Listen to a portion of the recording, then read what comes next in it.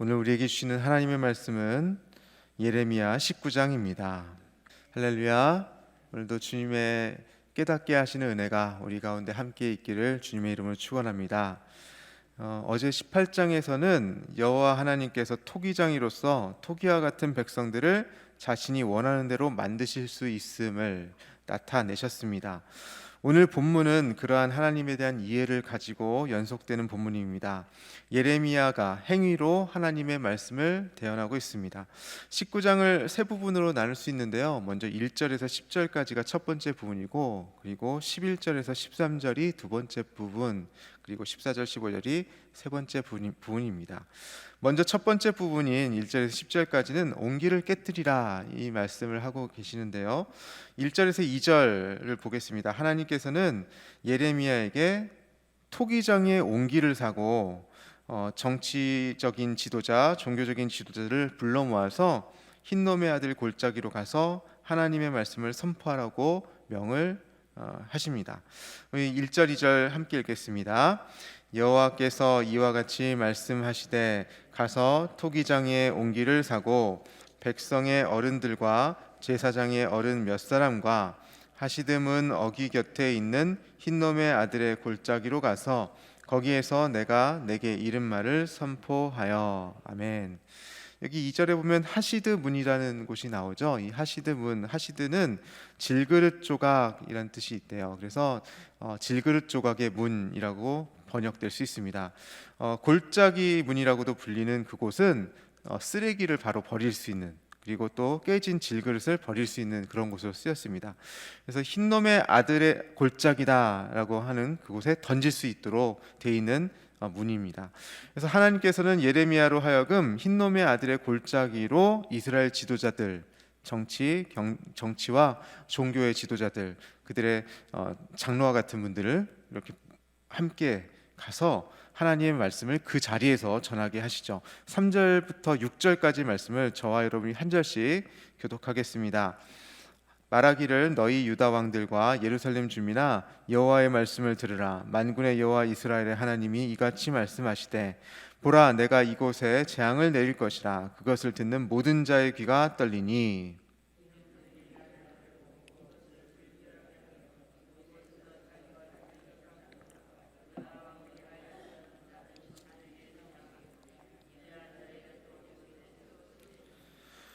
또 그들이 바알을 위하여 산당을 건축하고 자기 아들들을 바알에게 번제로 불살라 드렸나니 이는 내가 명령하거나 말하거나 뜻한 바가 아니니라. 그러므로 보라 다시는 이곳을 도벳이라 흰놈의 아들의 골짜기로 부르지 아니하고 오직 죽음의 골짜기라 부르는 날이 이를 것이라. 여호와의 말이니라. 아멘. 하나님께서 흰놈의 아들의 골짜기에서 재앙을 선포하시는 거죠. 흰놈의 아들의 골짜기는 이스라엘 백성의 타락을 분명하게 보여주는 장소였습니다. 그 골짜기는 남유다의 아하스나 므낫세와 같은 악한 왕들로 기록된 왕들이 있습니다. 그 왕들이 바알에게 제물로 인신제사를 드렸던 장소이기도 합니다.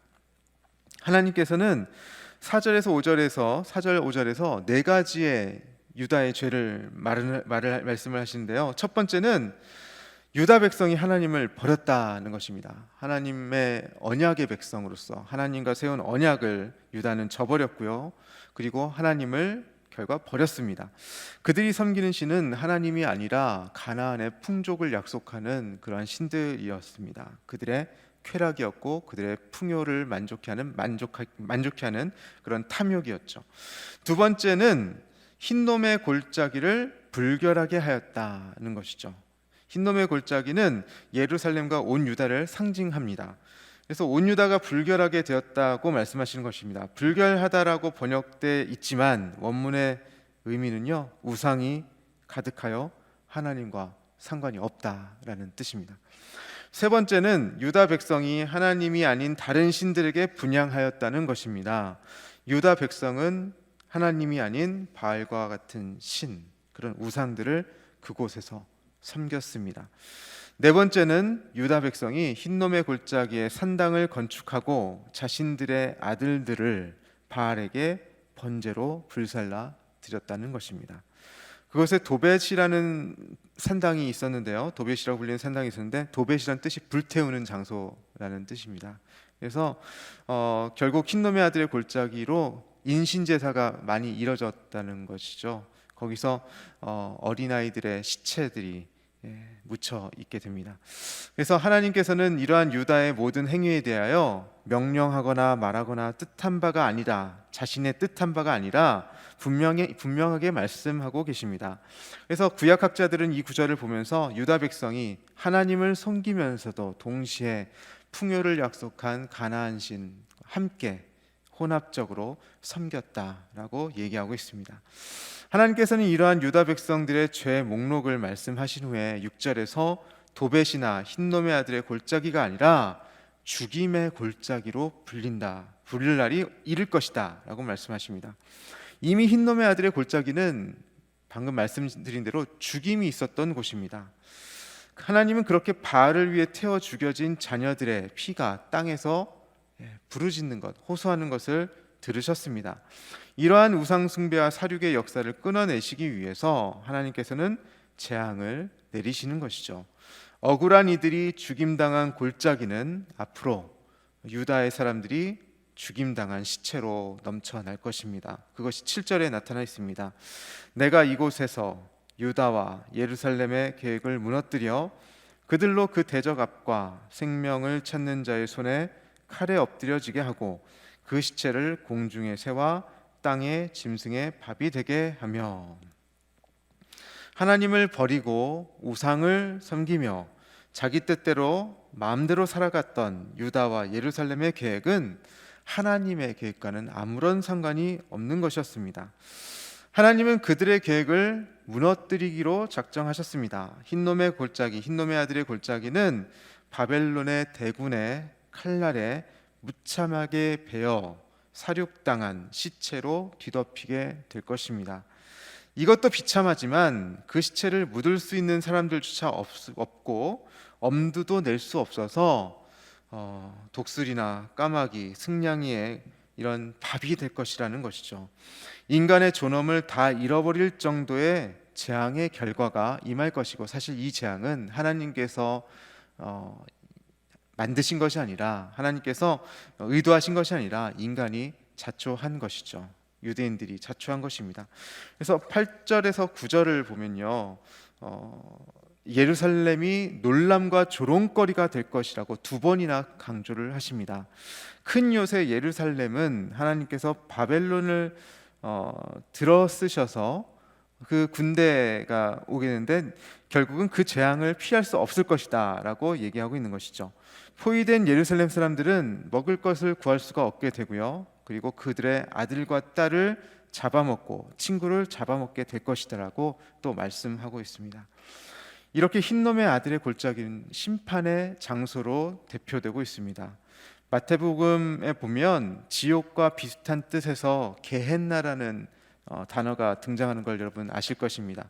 이 단어 게헨나는 흰놈의 골짜기라는 꽤 흰놈 히브리어를 게헨나 헬라어로 음역한 것입니다.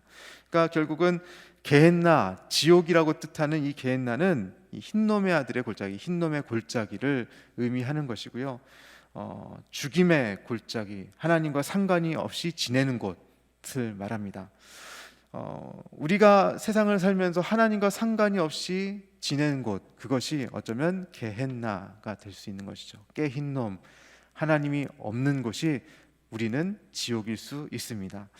적에게 죽임당할 죽음의 공포, 배고픔의 공포 가운데 유다 백성들은 자신의 아들, 딸들을 삶아먹고 또 친구를 잡아 죽여 먹고, 그런 완전한 인간성의 바닥을 보이게 됩니다. 인간이 아닌 것이죠. 그것이 바로 지옥이 아니면 무엇이겠습니까?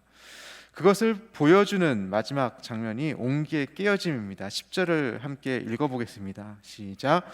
너는 함께 가는 자의 목전에서 그 옹기를 깨뜨리고, 상징적인 것이죠.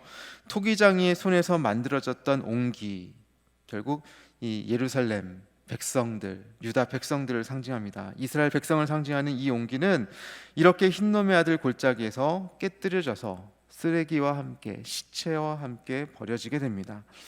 하나님의 손에 의해 거룩하게 성별되어 만들어졌던 이스라엘 백성은 그들의 죄악으로 말미암아 이렇게 깨뜨려질 운명에 처해 있습니다.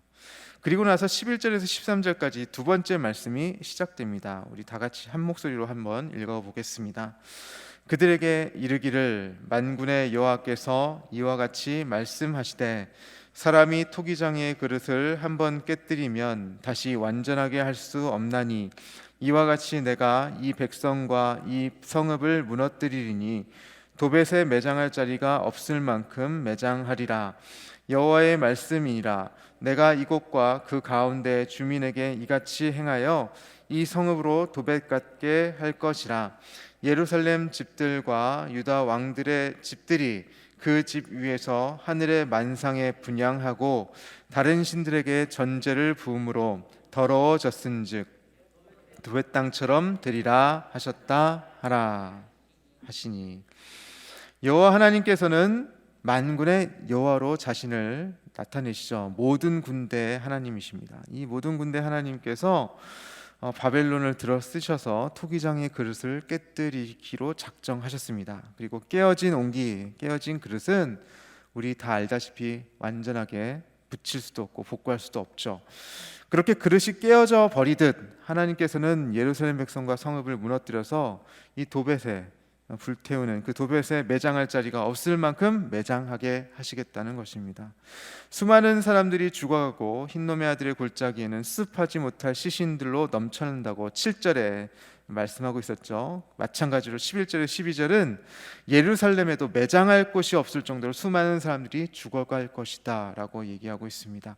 그들의 죄목은 13절에 나와 있습니다. 예루살렘 집들과 유다 왕들의 집들이 평평한 지붕 위에서 하늘의 일월 성신과 또 우상들에게 분향을 하고 섬겼다는 것입니다. 한번 깨뜨려진 토기가 완전하게 될 수 없다. 다시는 완전하게 될 수 없다. 회복될 수 없다. 이 말씀처럼 유다 백성이 바벨론에게 패망하고 난 후에 이후에 포로 이후에 복귀를 하지 않습니까? 다시 예루살렘에 복귀는 하지만 그 이후에도 2차 대전, 우리가 알고 있는 이스라엘의 건국이까지는 제대로 된 나라로 존재한 적이 없습니다. 계속 나라 잃은 민족으로서 흩어진 디아스포라로 살아가죠. 그리고 나서 14절에서 15절까지 세 번째 부분입니다. 우리 다시 한번 함께 읽어보겠습니다. 시작. 예레미야가 여호와께서 자기를 보내사 예언하게 하신 도벳에서 돌아와 여호와의 집들에 서서 모든 백성에게 말하되 만군의 여호와 이스라엘의 하나님께서 이와 같이 말씀하시되 보라, 내가 이 성읍에 대하여 선언한 모든 재앙을 이 성읍과 그 모든 촌락에 내리리니 이는 그들의 목을 곧게 하여 내 말을 듣지 아니하시니라. 아멘. 하나님께서는 예레미야로 하여금 흰놈의 아들의 골짜기 유다 성읍을 지나 이제 여호와의 집들 곧 성전까지 이르게 하십니다. 그것에서 모든 백성에게 선포를 하시는 것이죠. 15절 말씀입니다. 하나님께서 이 모든 재앙을 예루살렘과 유다의 모든 촌락에 내리실 텐데 이것은 유다 백성들이 하나님 앞에 오만하고 거만하여 하나님 말씀을 듣지 않았기 때문이다 라고 말씀하십니다. 이제 하나님께서는 선지자를 통해 회개하라고 외치지 않으십니다. 이미 재앙은 시작되었습니다.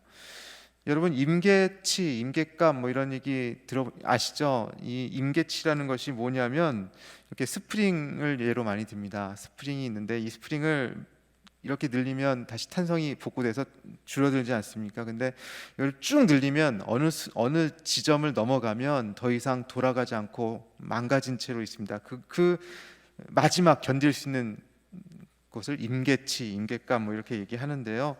손상돼서 더 이상 복구가 되지 않을 정도의 것이죠. 우리가 환경도 마찬가지입니다. 자정 능력이 있죠. 그래서 뭐 물도 강도 다 자정 능력이 있고 공기도 자정 능력이 있습니다. 그런데 오염이 심각해져서 그 자정 능력을 넘어서게 되는 임계치를 넘어서게 되면 더 이상 자연 환경은 스스로 정화할 능력을 잃어버립니다. 오늘날 기후 변화라는 것도 기후학자들이 이미 임계치를 넘었다라고 비관적으로 얘기하고 있는 분들도 있습니다. 만약 그렇다면 우리에게 이 재앙은 예견된 것을 넘어서 눈앞에 닥친 현실이 되는 것이죠. 하나님께서는 이스라엘 백성을 기다리고 인내하셨습니다. 그러나 그들은 악에서 돌이키지 않고 악의 불씨는 그들의 자녀들을 불태웠습니다. 세상의 악을 창궐하게 만들어 버렸습니다. 하나님의 향기를 내야 하는 아름다운 열매가 담겨 있어야 할 토기, 그 토기가 악취를 내는 온물이 담긴 토기가 되어버렸습니다. 하나님은 히스기야나 요시야 같은 왕을 통해서 오물을 걷어내려고 노력하셨죠. 그런데 이제 그 토기는 돌이킬 수 없을 정도가 되어버렸습니다. 그래서 하나님은 토기를 깨뜨리시는 것입니다. 오늘 우리의 모습을 한번 말씀을 통해 살펴보면 좋겠습니다. 개인적으로나 공동체적으로 우리는 하나님 앞에 어떤 그릇으로 서 있습니까? 우리의 그릇은 무엇을 담고 있습니까? 하나님의 아름다운 열매입니까? 아니면 오물 같은 것입니까? 하나님께서는 우리를 깨끗하게 쓰실 수 있도록 만드셨는데 우리는 더러운 것들로 채워가고 있는 것은 아닙니까? 이 시간 기도의 자리에 나가서 성령님께 우리의 모습을 조명해 달라고 함께 기도했으면 좋겠습니다. 하나님께서 우리의 허물을, 우리의 죄악을 드러내실 수 있으십니다. 그렇게 기도했을 때 우리의 모습을 성찰하고 기도하면서 우리가 더럽혀진 것이 있다면 하나님, 우리의 더러운 것들을 주님 걷어주시고 또 성령의 불로 깨끗하게 하여 주시옵소서. 함께 기도하면 좋겠습니다. 그리고 우리가 죽을 죄로 인해서 죽어야만 했던 그런 우리가 예수님의 십자가의 보혈로 깨끗하게 되었음을 또 우리가 함께 고백했으면 좋겠습니다. 우리가 예수님의 십자가를 바라보는 것은 우리가 의로워서가 아닙니다. 우리가 죄인이기 때문에 주님을 바라보는 것이죠. 그리고 그 십자가를 붙들면 우리의 능력으로는 할 수 없지만 우리를 완전하게 깨뜨린 것을 복구하실 수 있는 하나님의 능력이, 예수님이 또 우리를 새롭게 하실 수 있다라는 믿음에서 십자가를 바라보는 것입니다. 우리의 입술이, 우리의 눈이, 우리의 귀가, 우리의 손과 발이, 우리의 생각이 하나님께서 기뻐하시지 않는 것들로 인하여 더럽혀지지 않도록 함께 기도하시고, 더불어서 우리의 더럽혀진 그런 모든 것들을 예수의 피로 깨끗게 하옵소서. 함께 기도하는 시간, 또 그리고 우리가 더러운 것이 아니라 아름다운 주님의 성령의 열매로 맺어가길 원합니다. 기도하는 그런 시간이 되길 원합니다. 함께 기도합시다. 오늘 우리가 하나님의 뜻을 잘 알게 하옵소서. 우리 안에 탐심과 우상 숭배가 틈타지 않게 하옵소서. 하나님을 믿는다 하면서도 세상의 성공과 성취, 소유에 집착하지 않게 하시고 하나님의 나라의 시민으로 늘 깨어있게 하옵소서. 함께 기도하시기 바랍니다. 그리고 또 코로나19로 인하여서 어려움을 겪고 있는 모든 분들에게 함께하여 주시기를, 탐욕으로 우리를 스스로 병들게 하고 이웃을 병들게 하고 또 이 땅을 병들게 하는 일이 없도록 우리의 잘못으로부터 돌이킬 수 있도록 우리 함께 주님께 간절히 기도하겠습니다. 하나님 아버지, 감사합니다. 오늘도 우리와 함께 하심에 감사를 드립니다. 아버지, 우리가 주님 이 말씀같이 정말 유다의 백성들처럼 하나님을 믿지 않고 하나님을 신뢰하지 않고 하나님을 저버리고 다른 헛된 것들에 우리의 마음을 두며 허탄한 것들에 우리의 마음을 빼앗기고 있지는 않은지요. 하나님, 우리를 불쌍히 여겨 주시옵소서. 우리가 다시는 아버지 주님을 경외하지 않는 그런 행동에 나아가지 않도록 도와주시고, 우리의 눈과 우리의 귀와 우리의 입술과 우리의 모든 손과 발과 행동들이 하나님 주님을 경외하는 자리로 다시 한번 나갈 수 있도록 주님 도와주시옵소서. 우리의 힘과 능력만으로 우리의 그 강한 죄성을 끊어낼 수가 없습니다. 다시 한번 십자가를 바라봅니다. 하나님, 토기장이를 통해서 하나님께서는 토기장이라고 하셨습니다. 아버지, 우리를 깨뜨리시고 또 버리실 수도 있지만 하나님, 십자가를 바라볼 때 예수님의 피의 능력이 우리를 다시 온전케 다시 한번 세워갈 줄 믿습니다. 새로운 그릇으로 또 세워진 줄 믿습니다. 하나님, 우리의 마음 가운데 찾아와 주셔서 성령님 조명하여 주시고 우리의 잘못과 우리의 죄악을 아버지 고백할 수 있게 하시며 아버지 또한 모든 것들을 주님의 보혈로 불살라 버려 주시옵소서. 하나님, 주님께서 함께하여 주셔서 우리가 정말 주님의 뜻대로 살아가길 소원합니다. 하나님, 우리의 연약함을 주님 감찰하여 주시고 주님께 의지함으로 주님의 능력으로 말미암아 이 세상을 능력 있게 하나님의 나라를 선포하며 주님의 열매로 주님께서 기뻐하시는 뜻과 주님께서 기뻐하시는 아버지 그런 마음가짐으로 살아갈 수 있도록 주님 도와주옵소서. 하나님, 깨어있게 하여 주시옵소서. 하나님 나라의 시민으로서 아버지 우리의 성공과 성취에 도취되지 않도록 도와주시고 아버지 집착하지 않도록 소유에 집착하지 않도록 도와주옵소서. 코로나19로 인하여 어려움을 겪고 있는 모든 분들이 있습니다. 함께하여 주시고 특별히 우리 성도님들 믿음으로 아버지 이 위기를 잘 이겨낼 수 있도록 도와주시옵소서.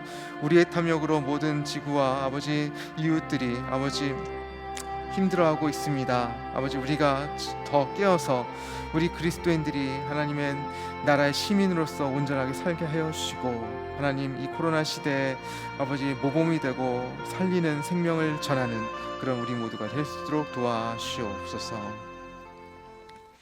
하나님 아버지, 감사합니다. 오늘도 우리와 함께 하심에 감사를 드립니다.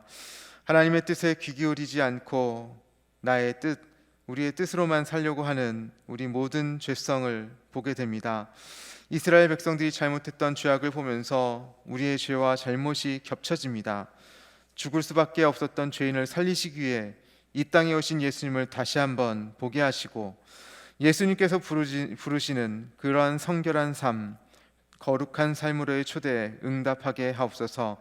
우리가 욕망을 쫓는 사람들이 아니라 예수님의 십자가의 길을 겸손하게 따라가는 그러한 제자들이 될 수 있도록 도와주옵소서. 하나님께서 우리를 사용하여 주셔서 이 땅 가운데 하나님의 진정한 평화를 전하는 평화의 사도들이 될 수 있도록 도와주시옵소서. 우리가 하나님의 일에 겸손하게 성실하게 동참할 수 있게 하시고 이 일을 통해 우리 교회를 비롯한 한국교회가 세상 속에서 다시 신뢰를 회복할 수 있도록 하옵소서. 코로나로 인하여 우리 가운데 지쳐있고 낙담하고 있는 이가 있다면 하나님이 믿음으로 그들을 붙잡아 주시고 하나님으로부터 오는 참된 평안과 도움의 손길을 경험하게 하옵소서.